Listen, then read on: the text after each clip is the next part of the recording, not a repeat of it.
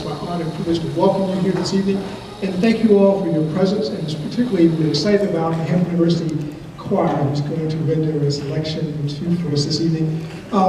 Colonel Van talked about getting goose pimples, and I'm not sure if you can watch that video and not feel something special. It just, I was saying earlier, it just makes the heart swell up with pride to be in an area that has so much history, and to think that 400 years ago, we were at the forefront, here we are now as the forefront of the arrival of the first Africans in English North America.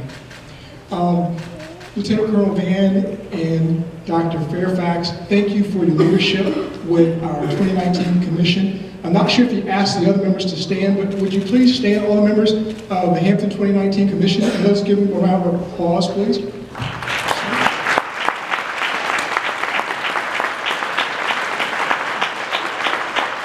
I do want to acknowledge some of our partners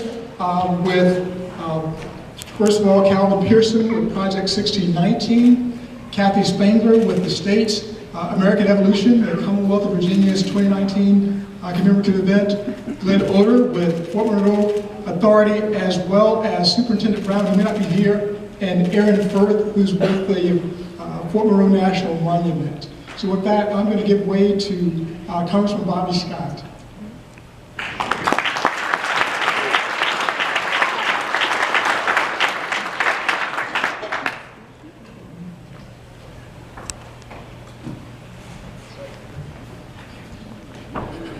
Thank you, Mayor Tuck, and thank you for your leadership, elected officials, members of the commission, ladies and gentlemen. It's a pleasure to be with you here today as we commemorate Hampton's 2019 commemoration kickoff of the first African arrival in English North America. Now, I'm greatly appreciative of these efforts that Hampton is making in the name of preserving history, honoring those who need their stories told, and uplifting difficult narratives about the ways African Americans shaped this country. In that spirit, we're all here today to discuss and commemorate a solemn and meaningful anniversary in American history, the 1619 arrival of 20-odd enslaved Africans at Point Comfort, who were the first documented Africans in the English colonies. The history of Africans and African Americans in the United States is a long, complicated, and often painful situation to confront. However, there are also countless moments of triumph and successes that deserve to be celebrated and brought to light. It is impossible to discuss American history without discussing African Americans in that discussion, and our community is inextricably tied to the course of this nation.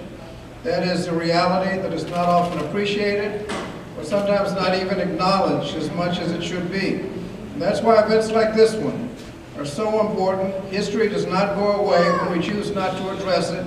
It's just forgotten. And we cannot allow 400 years of history to be forgotten, and that often requires us to create and encourage spaces of informed discussion.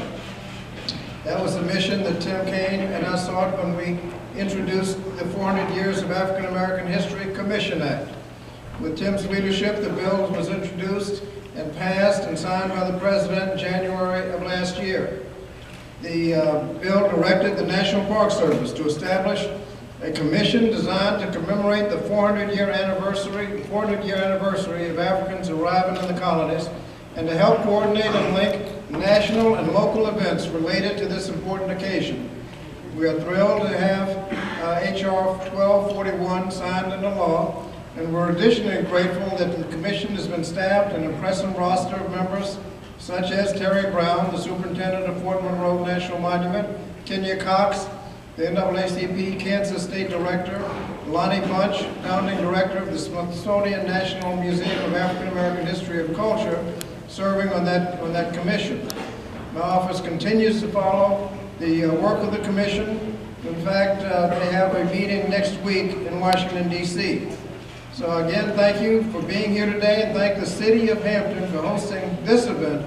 And with efforts like these and the leadership of Hampton and the state of Virginia, enthusiasm will only continue to grow. So I have no doubt that this year's anniversary will receive the attention and respect that it so much deserves.